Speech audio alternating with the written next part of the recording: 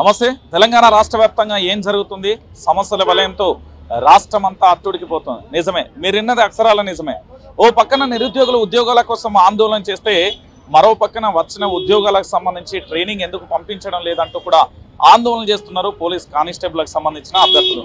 ఒకసారి వాళ్ళు ప్రజాభవన్ అంటే ప్రజా దర్బార్ మన భాషలో చెప్పాలంటే ప్రజల సమస్యల కోసం ఏర్పాటు చేసిన ఇక్కడి భవన్ దగ్గరికి వచ్చి అయితే సమస్యలు అయితే విన్నవించుకున్నారు. ఒకసారి వాళ్ళతో మాట్లాడే ప్రయత్నం అయితే చేద్దాం. ఏంటి అసలు మీ సమస్య? సార్, నా పేరు రాజు అండి. మేము 2022 ఏప్రిల్లో వచ్చిన పోలీస్ కానిస్టేబుల్ నోటిఫికేషన్లో మేమందరము ఉద్యోగాలు సాధించిన అభ్యర్థులు. అయితే ఇప్పుడు మొన్న రీసెంట్గా మనకు ఏవైతే అసెంబ్లీ ఎన్నికలు రావడం జరిగిందో దాని వలన మా నోటిఫికేషన్ అనేది కొద్దిగా డిలే అయింది. ఇప్పుడు మా యొక్క రిక్వెస్ట్ ఏంటంటే రేవంత్ రెడ్డి గారి ప్రభుత్వానికి, సార్ మేము సివిల్, ఏఆర్ అండ్ టీఎస్ఎస్పీ కానిస్టేబుల్గా కంప్లీట్గా 16,000 మంది సెలెక్ట్ అయినాం సార్.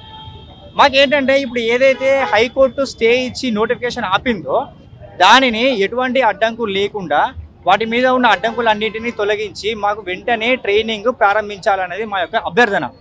దీంట్లో ఏంటంటే ముందుగా సివిల్, ఏఆర్ వాళ్ళకి మాత్రమే ట్రైనింగ్ ఇస్తాము అని గత ప్రభుత్వం చెప్పింది. ఇప్పుడు అట్లా కాకుండా మాకు ఏంటంటే civil constables, AR constables and TSSP కానిస్టేబుల్స్ని కూడా అందరినీ ఒకేసారి ట్రైనింగ్కి పంపించాలి అనేది మా యొక్క రిక్వెస్ట్. దీని మీద కూడా కొందరు ఏం చేస్తున్నారంటే ఉద్యోగాలు రాని అభ్యర్థులు అని అనొచ్చు, లేదు అంటే కొంతమంది ఎట్లా అంటే డబ్బులు దండుకోవాలి అనే ఒక దురుద్దేశంతో ఉద్యోగాలు రాని అభ్యర్థులతోని కొన్ని కేసులు వేయించి వాళ్ళ మీద కొన్ని ప్రైవేటు ఇన్స్టిట్యూషన్స్ వాళ్ళ వెనకాల ఉండి కేసులు వేయించి మొత్తం నోటిఫికేషన్ని క్యాన్సిల్ చేపియాలి. అంటే ఇప్పుడు ఏదైతే ఉందో ఈ ప్రజెంట్ నోటిఫికేషన్ని ముందుకు పోకుండా ఆపాలి అనే ఒక దురుద్దేశంతో కొన్ని ప్రైవేటు ఇన్స్టిట్యూషన్స్ కొందరు వాళ్ళ పేర్లు బయటగా చెప్పొచ్చు, అది ఇప్పుడు రాష్ట్ర వ్యాప్తంగా అందరికీ తెలిసిపోయింది. వాళ్ళు కొన్ని అఫీషియల్గా ఎట్లా అంటే వాళ్ళ పేర్లతోని యూట్యూబ్ ఛానల్లే ఉన్నాయి. మీరు మాకు డబ్బులు ఇవ్వండి, మేము నోటిఫికేషన్ని క్యాన్సిల్ చేసి చూపిస్తాము, మాకు హైకోర్టు లాయర్లు ఉన్నారు, మా దగ్గర సుప్రీంకోర్టు ఉన్నారు, మా దగ్గర అంటే అట్లాంటి లాయర్లు ఉన్నారు, మీరు డబ్బులు ఇస్తే మేము ఖచ్చితంగా నోటిఫికేషన్ని క్యాన్సిల్ చేసి చూపిస్తాము అని గ్రామీణ ప్రాంతాల్లో ఉన్న అభ్యర్థులకి, అంటే కొంతమందికి తెలిసి ఉండొచ్చు, కొంతమందికి తెలియకపోవచ్చు, తెలియని వాళ్ళ దగ్గర నుంచి పైసలు అనేది వాళ్ళు దండుకుంటున్నారు. ఎట్లా అంటే కొన్ని యూట్యూబ్ ఛానళ్ళు పెట్టి, కొన్ని టెలిగ్రామ్ ఛానళ్ళు పెట్టి మీరు మాకు డబ్బులు ఇవ్వండి అని చెప్పి ఫోన్పే నెంబర్లు, గూగుల్ పే నెంబర్లు అఫీషియల్గా బహిరంగంగా ఇచ్చేస్తున్నారు. మళ్ళీ ఇంకొకటి ఏంటంటే మా తరఫున కూడా రిక్వెస్ట్, సార్ రేవంత్ రెడ్డి గారి ప్రభుత్వానికి మళ్ళీ మేము ఒక చెప్పే విషయం ఏంటంటే ఇట్లాంటి ఏవైతే చెడు పనుల్లోకి ముందుకు వాళ్ళు ఎవరైతే వస్తున్నారో చేయాలని అట్లాంటి ఛానళ్ళని బ్యాన్ చేయండి సార్. అట్లాంటి వాళ్ళ మీద క్రిమినల్ కేసులు పెట్టి వాళ్ళని బయటకు రాకుండా చూడండి సార్. అట్లాంటి వాళ్ళకి ఏంటంటే సమాజానికి ఇంకా వాళ్ళు హానికరం. ఎట్లా అంటే ఎవరైనా ఒక వ్యక్తి సమాజానికి బాగుపడేలాగా ఉండాలి, కానీ అరే పలానా వాళ్ళకి జాబ్ వచ్చింది, వాళ్ళ ఉద్యోగాలు రానియద్దు, వాళ్ళ ఉద్యోగాలు పోగొట్టాలి అనే ఒక క్రిమినల్ మైండ్ సెట్తో ఎవరైతే ఉన్నారో వాళ్ళు సమాజానికి హానికరం. వాళ్ళు అసలు సమాజంలోనే ఉండద్దు. ఎందుకంటే మన భారత రాజ్యాంగం ఏదైతే ఉందో చాలా బలంగా ఉంటుంది. వారిని రాజ్యాంగ ప్రకారం వాళ్ళ మీద ఎటువంటి చర్యలు అయితే ఉంటాయో అట్లాంటి చర్యలు తీసుకొని వాళ్ళని బయటికి రాకుండా చూడాలనేది ఒకటి మా యొక్క అభ్యర్థన సార్. మెయిన్గా మా యొక్క అభ్యర్థన ఇంకొకటి ఇందాక చెప్పిందే, మళ్ళీ సివిల్, ఏఆర్, టీఎస్ఎస్పీ కానిస్టేబుల్స్ అందరినీ ఒకేసారి పంపించాలి. ఎందుకంటే ఎన్నికల ముందు రేవంత్ రెడ్డి గారు ఏమన్నారంటే సభలలో మేము అధికారంలోకి రాగానే 2024లో మేము మళ్ళీ ఉద్యోగాలు ఇస్తాము అన్నారు. అంటే అట్లాంటి ఉద్యోగాలు మాకు ఇవ్వాలి అంటే ఇప్పుడున్న నోటిఫికేషన్ పూర్తి చేస్తేనే కదా సార్ మళ్ళీ అవి ఇచ్చేది. ఇవి ఇట్లానే పెట్టి మళ్ళీ వాటిని ఇవ్వాలి అంటే దానికి కూడా సాంకేతికంగా సమస్యలు వస్తాయి. అంటే ఇప్పుడు ఉన్నదాన్ని పూర్తి చేస్తేనే దాన్ని ఇవ్వడానికి ఎటువంటి అడ్డంకులు ఉండవు అనే విషయం మీరు కొంచెం గ్రహించాలి సార్. మా యందు దయతలిచి కొంచెం సివిల్, ఏఆర్, టీఎస్ఎస్పీ కానిస్టేబుల్స్ని ఒకేసారి ట్రైనింగ్కి పంపించండి సార్ అని చెప్పేసి మా యొక్క అభ్యర్థన. అంటే ఇప్పటి వరకు మీరు చెప్పిన అంశంలో అంటే కోచింగ్ సెంటర్లకు సంబంధించిన ఛానల్స్ ఏవైతే ఉన్నాయో అంటే కోచింగ్ సెంటర్ల యాజమాన్యమే నడిపిస్తుందా లేకపోతే వారి వెనుక వేరే జరిపిస్తుందా? యాజమాన్యమే సార్. అయితే ఇది ఎట్లా ఉంటుంది అంటే కోచింగ్ సెంటర్స్కి బిజినెస్ అనేది ఎప్పుడు ఉండదు. వాళ్ళకి ఎట్లా ఉంటుంది అంటే ఏదైనా నోటిఫికేషన్ వచ్చినప్పుడు మాత్రమే ఉంటుంది. అయితే 1 ఇయర్ లేదంటే ఒక 2 ఇయర్స్. అయితే వీళ్ళకి ఏంటంటే ఇప్పుడు ఉన్న నోటిఫికేషన్ని ఎంతో కొంత money, X money some amount ఎంతో కొంత పెట్టి దాన్ని క్యాన్సిల్ చేపిస్తే మళ్ళీ ఇప్పుడు ఉన్న విద్యార్థులు అందరూ కోచింగ్ సెంటర్ల వైపు వస్తే మళ్ళీ వీళ్ళ దగ్గర ఫీజులు దండుకోవచ్చు. ఒక్కొక్కరి దగ్గర 20,000 25,000 ఫీజులు ఉన్నాయి. అట్లాంటి ఒక అభ్యర్థి అక్కడ వాళ్ళకి 20,000 ఫీజు ఇవ్వాలి. ఎట్ ది సేమ్ టైం వాళ్ళు హాస్టల్స్లో ఉండాలి.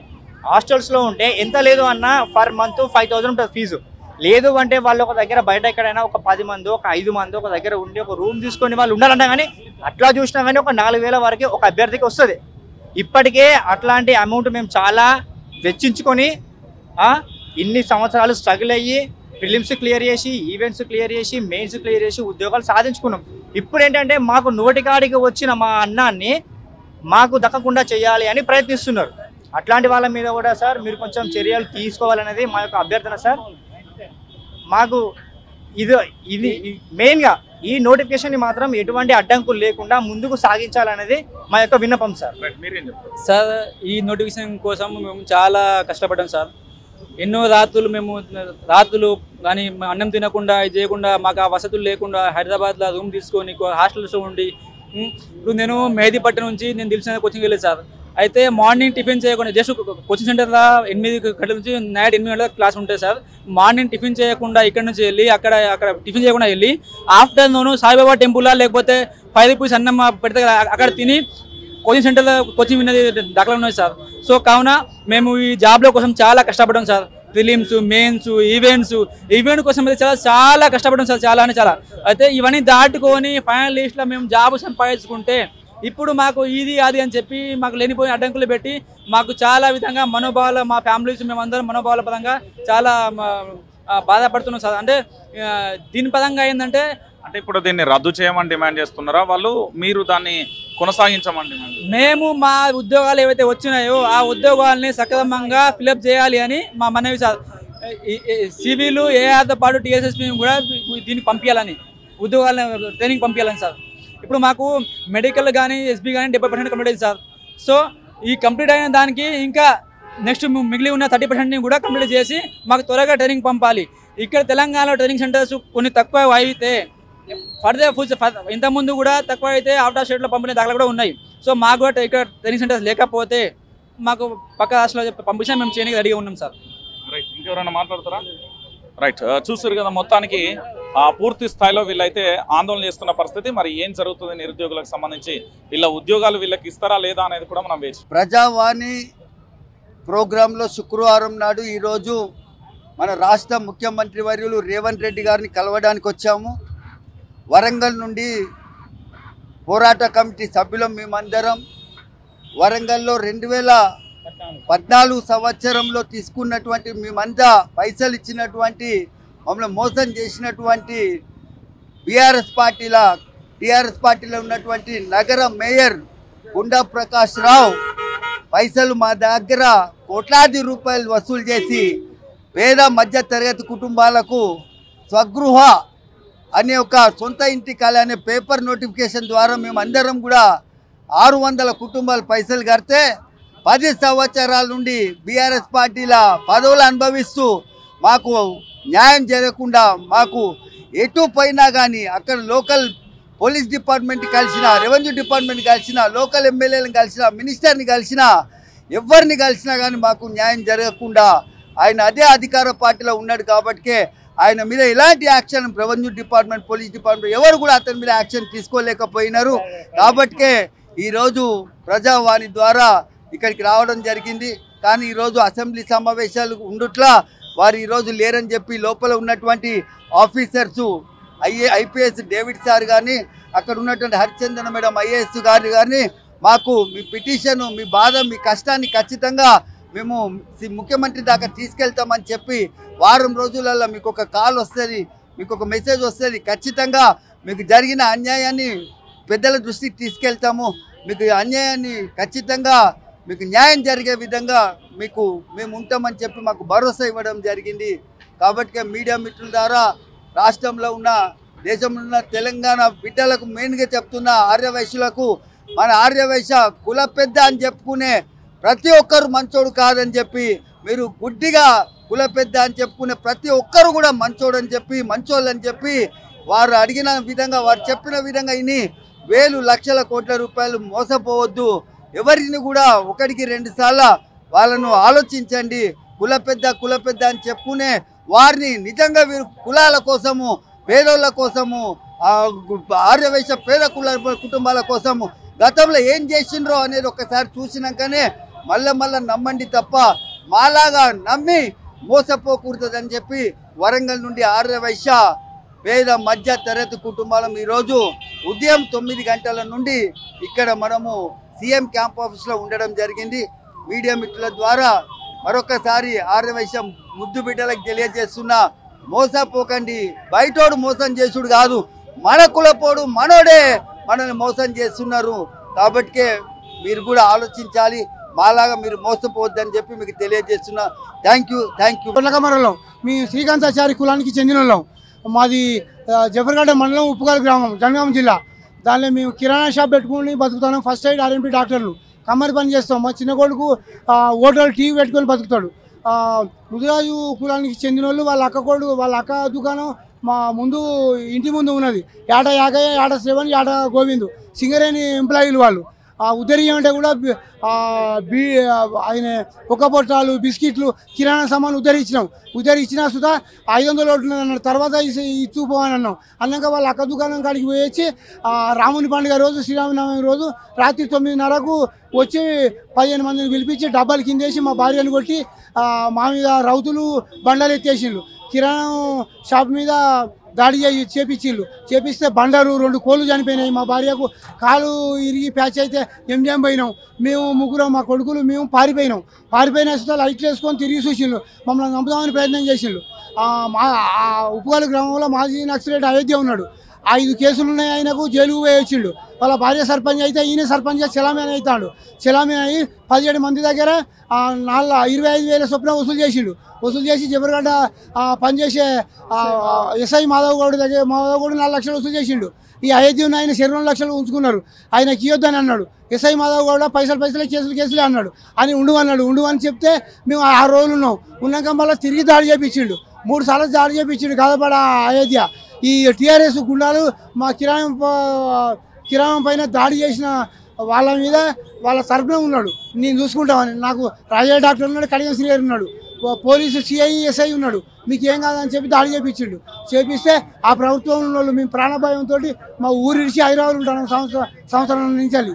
ఈ కొత్తగా సీఎం గారు రేవంత్ అనే ఉన్నాడు. సీఎం గారు వచ్చి ఇప్పుడు అప్లికేషన్ పెట్టుకున్నాం. వరంగల్ కొత్త సిపి గారికి మొక్కుకునేది ఏంటంటే మాకు తక్షణమే 10 లక్షల నష్టమైంది. ఈ టీఆర్ఎస్ గుండాలు మా కిరాణా షాప్ పైన, మా ఇల్లు పైన, మా అది పల్సర్ బండి పైన, మా భార్య పైన మా మీద దాడి జరిగింది.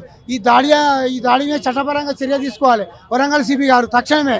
ఇది భూమి సమస్య కాదు, ఇది మాకు ఇల్లు సమస్య కాదు. పోలీసులు ఇదివరకు పాత ముఖ్యమంత్రి ఉన్న ప్రభుత్వంలో టీఆర్ఎస్ గుండాలకు ఈ కడియశ్రీ వర్గంకు, రాజడాయకుల వర్గంకు కొమ్ము కాసిండ్రు. 15,000 20,000 తీసుకొని మా ఫోటోలు తీసుకొని మాకు అన్యాయం చేసిండ్రు.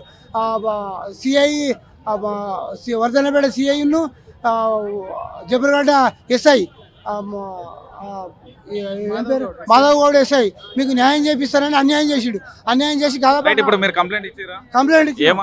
కంప్లైంట్ ఇస్తే మీకు న్యాయం చేస్తానని చెప్పి మళ్ళా టీఆర్ఎస్ గుండా దగ్గర మాజీ నక్సలైట్ అయితే ఇప్పుడు ప్రస్తుతం సర్పంచ్ చేస్తాడు వాళ్ళ భార్య. ఆయన దగ్గర పైసలు తీసుకొని మమ్మల్ని ఇంకో 2 లక్షలదే వాళ్ళని చంపినా పర్వాలేదని మమ్మల్ని చేస్తే మేము సిపి దగ్గరికి పోయినాం. రంగనాథ్ సార్ దగ్గరికి పోతే ఇప్పుడు ఇక్కడ ముఖ్యమంత్రి గారి దగ్గర అదే ఆ కలెక్టర్ గారు రాసిండ్రు మీకు వారం రోజుల్లో న్యాయం జరుగుతుందని అన్నారు. ఈ న్యాయం జరగకపోతే మాకు ప్రాణభయం ఉన్నది, హైదరాబాద్లో ఉంటాను. తక్షణమే ఇది చేయాలి వరంగల్ సిపి. చేయకపోతే నమస్తే. తెలంగాణ రాష్ట్ర వ్యాప్తంగా ఒక సంచలనంగా మారుతున్న విషయానికి సంబంధించి కూడా మీరు చూడొచ్చు. ఒకసారి ఇటు చూద్దాం. మా గ్రామాలలో పోడు పట్టాలు, మా ఆదివాసీ బాలల చదువుల కోసం కుల ధృవీకరణ పత్రాలు, త్రాగునీరు, ప్రాథమిక పాఠశాల, రోడ్లు, అంగన్వాడీ కేంద్రం, ఉచిత విద్యుత్ ఇప్పించడం గురించి వలస ఆదివాసుల సమైక్య అంటూ కూడా ఇక్కడ సమస్యల వినతి కోసం అయితే వచ్చారు. వీళ్ళు ఒకసారి మాట్లాడదాం. మీది ఎక్కడ అసలు ఈ సమస్య ఏంటి? మాది పినపాక నియోజకవర్గం భద్రాచలం అండి. కృష్ణసాగర్ గ్రామ పంచాయతీ, కృష్ణసాగర్ బురుగుపాడు మండలం, కొత్తగూడెం జిల్లా. ఇది దాదాపు 20 ఏళ్ళ నుంచి మేము పోడు భూములు సాగు చేసుకొని బతుకుతున్నామండి. కాబట్టి మేము 10 ఏళ్ళు పరిపాలన చేసిన కేటీఆర్ గారు సర్వే చేశారు. సర్వే ఎక్కడిది అక్కడ ఆగిపోయాయి, పట్టాలు ఇవ్వలేదు. చదువుకునే పిల్లలకి కూడా బాగా ఇబ్బంది అవుతున్నాయి, కుల ధృవీకరణ కూడా ఇవ్వట్లేదు. కాబట్టి ఇప్పుడు ఉన్న ప్రస్తుతం ఉన్న ఈ గవర్నమెంట్ మాకు ఈ పట్టాలు కానీ ఈ కుల సర్టిఫికేట్ కానీ మాకు ఇవ్వాలని మేము అడుగుతున్నామండి. కాబట్టి అంటే 20 ఏళ్ళ నుంచి మీకు సమస్య ఉంది కదా, అక్కడ 20 ఏళ్ళు అంటే 4 ఎమ్మెల్యేలు మారారు కదా, ఎమ్మెల్యేలకు వినతి పత్రాలు ఇవ్వలేదా? అందరికి ఇచ్చామండి. ఇస్తే ఏమైంది మరి? ఇప్పటిదాకా ఇది కూడా మాకు న్యాయం జరగలేదు. మీరు ఏమేమి డిమాండ్ చేస్తున్నారా? ఇది మాకు ఓన్లీ మాకు పోడు భూముల పట్టాలను కుల సర్టిఫికేట్ కావాలండి. పోడు పట్టాలు ఇవ్వలేదా? మొన్న ఇచ్చింది కదా 5 లక్షల పైసలకు. ఎవరికి ఇవ్వలేదండి. మీకు ఇవ్వలేదా? ఇవ్వలేదు. మీరు ఎక్కడ నుండి వలస వచ్చిల్లా లేకపోతే తెలంగాణ వాసులు? వలస వచ్చాం, కరెక్టే అండి. ఇప్పుడు నుంచి వచ్చారు మీరు? ఛత్తీస్గఢ్ నుంచి వచ్చామండి. మీ ఎమ్మెల్యే ఎవరు ప్రస్తుతం ఇప్పుడు పాయం వెంకటేశ్వరరావు గారు అండి. ఇప్పుడు గతంలో ఎమ్మెల్యే ఎవరు? గతంలో రేగా కాంతారావు గారు ఉన్నారు. మరి ఏమి ఇవ్వలే మీకు? మాకేమి సాయం చేయలేదండి. ఇప్పుడు అందుకే కాంగ్రెస్ అధికారం వచ్చాక ఏమన్నా మాకు సాయం కలిగిస్తారేమని ఆశతో వచ్చామండి. చాలా మంది, వేలాది మంది పిల్లలు డిగ్రీ 10th ఇంటర్ చేసిన పిల్లలు కూడా బాగా భవిష్యత్తు పాడైందండి. కాబట్టి ఇది తత్కాల్ మాకు ప్రభుత్వం ద్వారా మాకు మద్దతు కావాలని కోరుకుంటున్నాం. మాది కూడా భద్రాచలం సార్. భద్రాచలం దేంట్లో ఇప్పుడు ఈ కేసీఆర్ ప్రభుత్వం ఉన్నప్పుడు 15 సంవత్సరాలు చేసింది. కేసీఆర్ సారు మరి 15 సంవత్సరాలు ముఖ్యమంత్రి ఉన్నారు. ఈ 2004 నుంచి చేసిన పోడు భూములు సాగుల నుంచి దాన్ని ఏం చేస్తారంటే దానికో గుంజుకొని మా చేతులతో సాగు చేసిన భూములకి గుంజుకొని మొక్కలు పెట్టుకున్నారు, ట్రైన్స్ కొట్టుకున్నారు. దాంట్లో మేము ఇప్పుడు ఏం చేస్తున్నామని కూలీలు 4 చేసి బతుకుతున్నాం. కానీ ఛత్తీస్గఢ్ నుంచి వచ్చి ఇక్కడ బతుకుతామని మా ఉద్దేశం. ఇప్పుడు కాంగ్రెస్ గవర్నమెంట్ ఉంది కాబట్టి మరి ఈ కాంగ్రెస్ గవర్నమెంట్ కొత్త గవర్నమెంట్ ఉంది కాబట్టి మాకు కల్పించాలని మేము కోరుకుంటున్నాం. అప్పుడు రాజశేఖర్ రెడ్డి ఉన్నారు సార్, అప్పుడు ఉన్నప్పుడు మేము అప్పుడు కాంగ్రెస్ గవర్నమెంట్ గెలుచుకున్నది. మాకు కూడా ఓట్స్ వచ్చినట్టు కూడా మాకు అవకాశం ఇసి పోడు భూములు కూడా కొట్టుకోవటానికి సాగు చేయడం కూడా చేస్తారు రాజశేఖర్ రెడ్డి ఉన్నప్పుడు.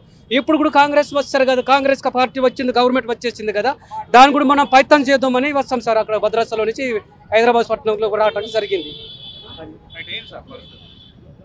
మాది భద్రాచలం.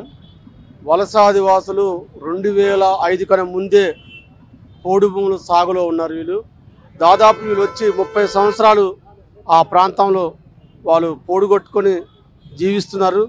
కనీసం వాళ్ళకి పోడు పట్టాలు సర్వే అయిన పట్టాలకి వెంటనే మరి పట్టాలు మంజూరు చేయాలి.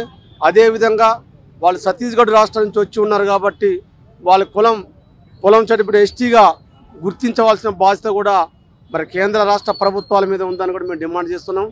అదేవిధంగా ఆ ప్రాంతంలో ఛత్తీస్గఢ్ నుంచి వచ్చినటువంటి 260 గ్రామాలు నేటి వరకు కూడా కనీసం కరెంటు లేదు, రోడ్డు లేదు, అంగన్వాడీ కేంద్రాలు లేవు, స్కూల్ లేవు.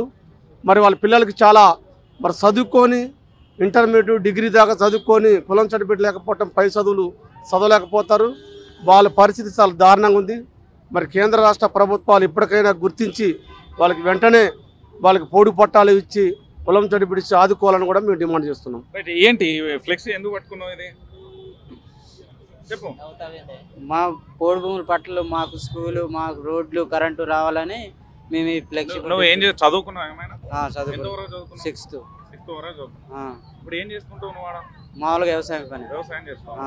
మీ ఎమ్మెల్యేలు మీరు అడగలేదా? మరి చాలా సార్లు అప్లికేషన్ పెట్టినా అప్లికేషన్ అటు మూలకు పడేసి కులం సర్టిఫికేట్ లేదని మాకు ఏమి ఇవ్వట్లేదు సార్. కులం సర్టిఫికేట్ అడగలే? అడిగినాం, అడిగితే మళ్ళీ ఇస్తాం అంటున్నారు కానీ ఇవ్వట్లేదు సార్.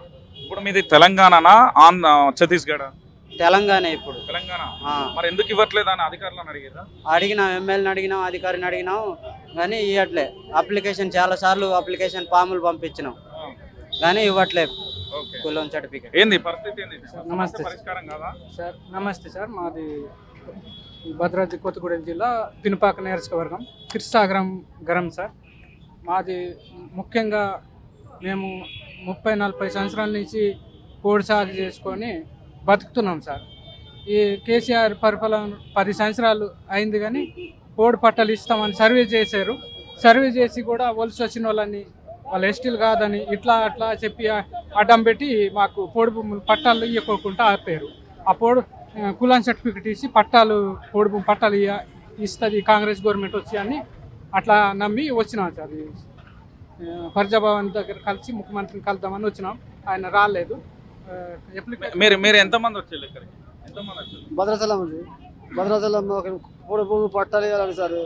మాకు మొక్కేసి ఎంతమంది వచ్చారు ఇక్కడికి? 200 మంది దాకా ఉంటాం సార్. 200 మంది వచ్చారు. అవును సార్. మేము ఈ సమస్య అనేక నియోజకవర్గాల నుండి చాలా మండలాల నుండి వచ్చాం సార్. అది ఏమన్నారు మరి అధికారులు? ఏ అధికారులు ఎవరు రాలేదు సార్ ఇక్కడికి. అధికారులు లేరా లోపల? లోపల లేరు సార్. అధికారులతో మాట్లాడలేదు సార్. అధికారులతో మాట్లాడలేదు. దరఖాస్తులు పెట్టమంటే దరఖాస్తులు అయితే పెట్టేసినాం సార్. దరఖాస్తులు పెట్టినాక అధికారులు మాకు కలవలేదు.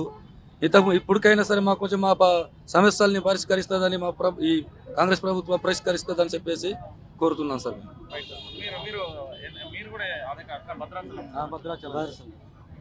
రైట్, ఇక చూసిరు కదా, మొత్తానికి ఈ సమస్య పరిష్కారం అవుతుందా, ఆ సమస్యగానే ఉంటుందా అని కూడా మనం వేచి చూడాల్సిన పరిస్థితి అయితే కనబడింది.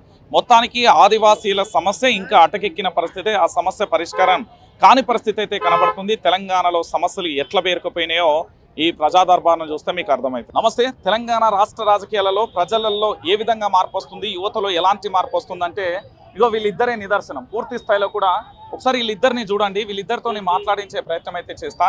నిజానికి రాష్ట్ర ప్రభుత్వాలు ఏర్పడి ప్రజలను సోమరపోతులుగా తయారు చేస్తున్నదనేది అక్షరాల నిజము అనే విషయానికి సంబంధించి ఇది ఒక మొదటి ఘట్టంగా చెప్పవచ్చు. తెలంగాణ రాష్ట్ర రాజకీయాలలో మా ప్రభుత్వం వస్తే ఇది చేస్తుంది, లేకపోతే ఇంకో ప్రభుత్వం వస్తే ఇంకోటి చేస్తుంది అని ప్రజలను మభ్యపెట్టి ప్రజలను పూర్తి స్థాయిలో కూడా సోమరిపోతులుగా చేస్తున్న పరిస్థితులు కోకొల్లలుగా కూడా కనబడ్డ పరిస్థితి.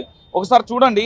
మాకు ఉచితాలు వద్దు, కార్పొరేట్ విద్య వైద్యమే వద్దు, ఈ నూతన ప్రభుత్వ పరిపాలనలో మా జీవితాలు మారుతాయని ఆశిస్తూ మీ బెల్లపు కరుణాకర్ చలో ప్రజా దర్బార్ సైకిల్ యాత్ర 14/12/2023 కరీంనగర్ నుండి 15/12/2023 హైదరాబాద్ సచివాలయం వరకు అంటూ వీళ్ళిద్దరు వచ్చారు. ఒకసారి వీళ్ళిద్దరితో మాట్లాడతాం. ఒకసారి ఇది ఇవ్వండి. ఏంటిది ఇది? ఒకసారి చూడొచ్చు. శ్రీయుత గౌరవనీయులైన తెలంగాణ రాష్ట్ర ముఖ్యమంత్రి వర్యులు రేవంత్ రెడ్డి గారికి ఆర్య మనవి ఏమనగా, నేను బెల్లపు కరుణాకర్ సన్ ఆఫ్ రామేశం, గ్రామం చింతకుంట, జిల్లా కరీంనగర్ వాస్తవీలం. నేను మీ అభ్యర్థించేది ఏమనగా, మీరు ఇచ్చిన 6 గ్యారెంటీలలో భాగంగా ప్రవేశపెట్టిన మహాలక్ష్మి గ్యారెంటీలలో మహిళలకు ఉచిత బస్సు అనే పథకం మాకెంతో సంతోషదాయకం. అయినప్పటికీ మీరు ప్రవేశపెట్టిన ఈ పథకం సాధారణంగా అందరు మహిళలకు కాకుండా కొన్ని నిబంధనలు పెడితే బాగుంటుంది అంటూ పూర్తి స్థాయిలో కూడా వాళ్ళ యొక్క అంశాలను చెప్పండి. ఒకసారి మాట్లాడు. ఓకే, అసలు ఏంటిది మీ డిమాండ్స్ ఏంటి సార్? ముఖ్యంగా ఏంటంటే ఈ ఉచిత పథకాలు అనేది అవసరం లేదు మనకి. కార్పొరేట్ స్థాయిలో విద్య వైద్యం అనేది అవసరం మనకి. అంతేకాకుండా స్థానికంగా కూడా చాలా సమస్యలు ఉన్నాయి. గత రాజశేఖర్ రెడ్డి ప్రభుత్వంలో ఇచ్చిన అది రాజీవ్ గృహకల్ప ఇండ్లు, అదేవిధంగా గత ప్రభుత్వం అయిన బీఆర్ఎస్ ప్రభుత్వం ఇచ్చిన డబుల్ బెడ్రూమ్ ఇల్లు, ఇలాంటివి కూడా మూలకబడి ఉన్నాయి. వాటి గురించి పట్టించుకోండి సార్. మాకు ముందుగా మీరు ఇచ్చే ఈ ఉచిత పథకాలు అనేది అవసరం లేదు. ప్రభుత్వ స్కూళ్ళు గత బీఆర్ఎస్ ప్రభుత్వంలో ఉన్నప్పుడు ప్రభుత్వ స్కూల్ అనేది మొత్తం నిర్వీర్యం అయిపోయినాయి. మా స్వగ్రామంలో మా స్కూల్ గురించి నేను కొట్లాడాల్సి వచ్చింది.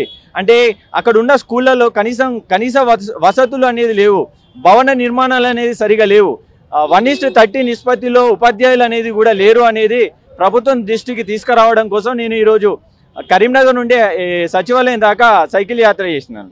అంటే మీరు గతంలో ఎందుకు వద్దని డిమాండ్ చేస్తున్నారు? పేద ప్రజలు ఉంటారు అని ప్రభుత్వం చెప్పే తీరు అన్ని అబద్ధాలేనా? అంటే ముఖ్యంగా ఏంటంటే సార్, మనకు ఉచిత పథకాలు అనేది అవసరం లేదు. అంటే మనకు ఉదాహరణకు మనం విద్య కనుక తీసుకుంటే మన జీవితంలో దాదాపు 15 సామాన్య వ్యక్తి 15 నుండి 20 లక్షల ఖర్చు పెడతాడు విద్యకు మాత్రమే. అదేవిధంగా ప్రభుత్వ అంటే హాస్పిటాలిటీలో కూడా దాదాపు 40 నుండి 50 లక్షలు ఖర్చు పెడతాడు. అంటే నేను ఏమంటున్నా, ఈ రెండు కనుక నువ్వు కార్పొరేట్ స్థాయిలో ఇవ్వగలిగితే మనకు ఈ పైసలు మిగిలిపోతాయి, 60 నుండి 70 లక్షలు మిగిలిపోతాయి. అప్పుడు మీరు ఇచ్చే డబుల్ బెడ్రూమ్ ఎందుకు సార్? మాకు మీరు ఇచ్చే ఈ ఉచిత పథకాలు ఎందుకు సార్? ఉచిత పథకాలు అనేది మేమే ఏర్పరచుకోగలుగుతాం. మాకు కార్పొరేట్ అంటే విద్యా హక్కు అనేది సమాన హక్కు అని మనం చెప్పుకుంటాం కదా, అందరికీ సమానంగా ఉండాలి. ఈ హెచ్చు తగ్గులు ఎందుకు? సో మాకు ఈ పాఠశాలలను బాగుపరచండి, లేదంటే మీరు గురుకులాలను పెంచండి, నవోదయ స్కూళ్ళను పెంచండి. అంటే ఈ కార్పొరేట్ స్థాయి విద్య అనేది అందరికీ సమానంగా ఇవ్వాలనేదే నా ప్రత్యేక ఆరోపణ.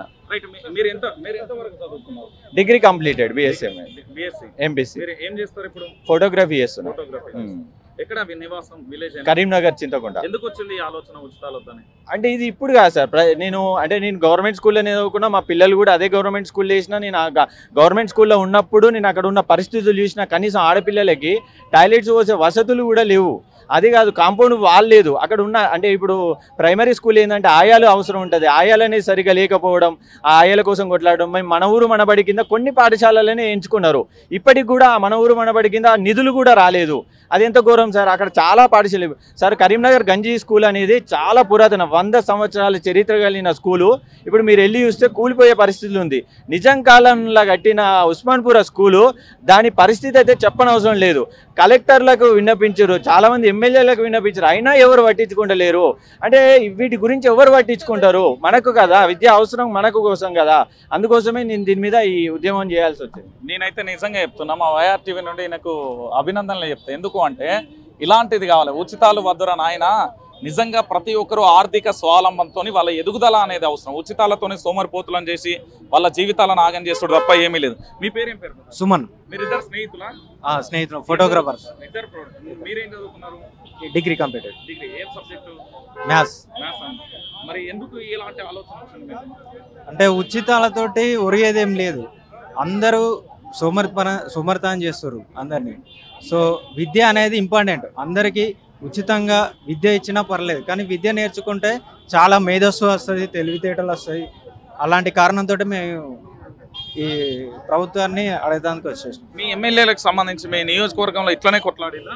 అవును సార్, నేను ఇండిపెండెంట్ ఎమ్మెల్యేగా కూడా వేసిన. నేను వేసి కొట్లాడడం జరిగింది. ఇది పాఠశాలలకు సంబంధించి నేను 12 అంశాలు చేర్చిన. అంటే మాకు ఏమేమి అవసరం, ఏమేమి లేవు అనేది. అదేవిధంగా ఇక ఉస్మాన్ స్కూల్ పరిస్థితి, అంటే ప్రజెంట్ ఉన్న సిచ్యువేషన్ కనుక మనం చూసుకుంటే గంజీ స్కూల్ పరిస్థితి ఏ విధంగా ఉంది ప్రజెంట్, ఇది చాలాసార్లు చాలామందికి చెప్పడం జరిగింది. అదేవిధంగా ప్రభుత్వ హాస్పిటల్ గురించి, రాజీవ్ గృహకల్ప గురించి. సార్ ఇగో రాజీవ్ గృహకల్ప కింద దాదాపు 7,000 ఇండ్లు సార్, 2 గ్రామాలకు సంబంధించి బద్దిపల్లి, వెలిచాల. అంటే ఒక్క నియోజకవర్గంలోనే ఇన్ని ఇండ్లు పడావడి ఉన్నాయి, మూలన పడేసి ఉన్నాయి సార్.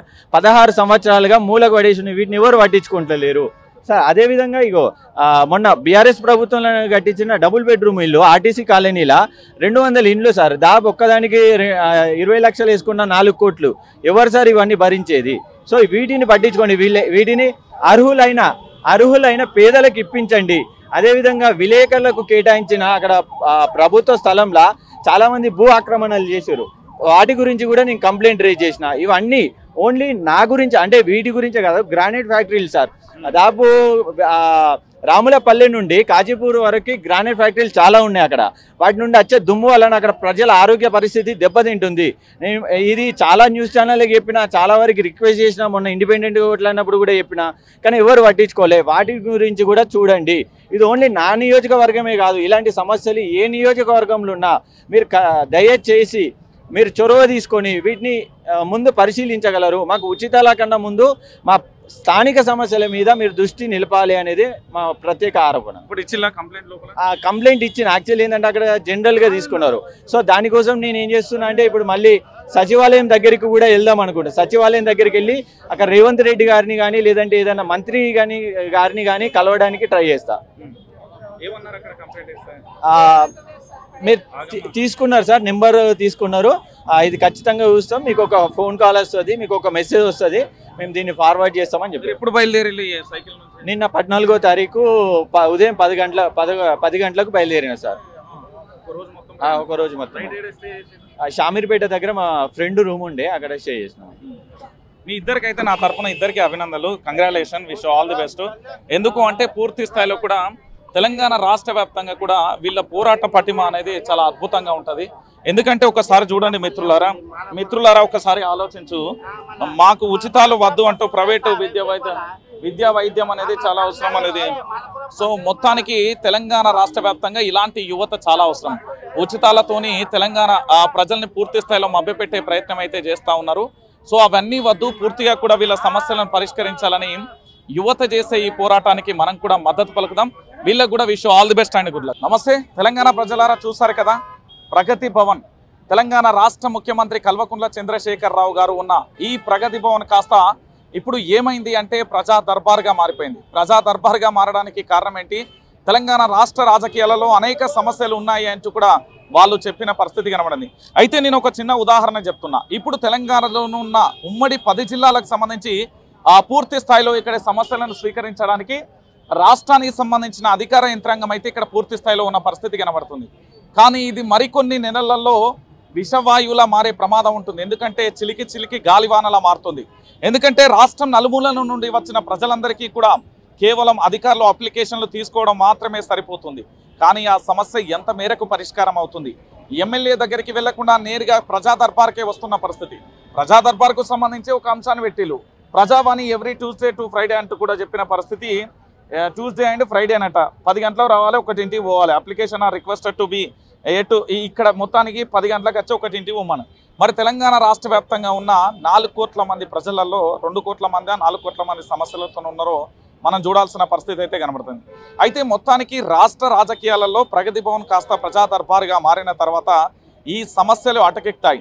గతంలో రాష్ట్ర ముఖ్యమంత్రిగా పనిచేసిన మాజీ ముఖ్యమంత్రి కేసీఆర్కి ఏ పరిస్థితి వచ్చిందో, వ్యతిరేకత ఏ విధంగా మొదలైందో, మరి కాంగ్రెస్ ప్రభుత్వానికి అలాంటి పరిస్థితి కూడా రాబోతుంది అనేది విశ్వసనీయ వర్గాల సమాచారం.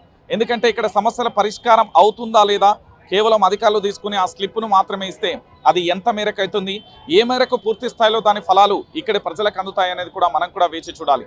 కానీ మరొక అంశం ఏంటంటే సమస్య పరిష్కారం కాని ఎడల అక్కడ ఎమ్మెల్యేకు ఇక్కడ రాష్ట్ర ప్రభుత్వానికి భవిష్యత్తులో చాలా భయంకరమైన పరిస్థితులు ప్రజల నుంచి ఎదుర్కోవాల్సి వస్తుంది. ఈ రోజు ప్రజా దర్బారని ఆర్భాటాలకు చెప్తున్న ఈ ప్రభుత్వానికి సంబంధించి రేపు పొద్దుగాల కష్టకాలంలో ఇలాంటి ప్రభుత్వమే ఉండబోతుంది అనేది విశ్వసనీయ వర్గాల సమాచారం.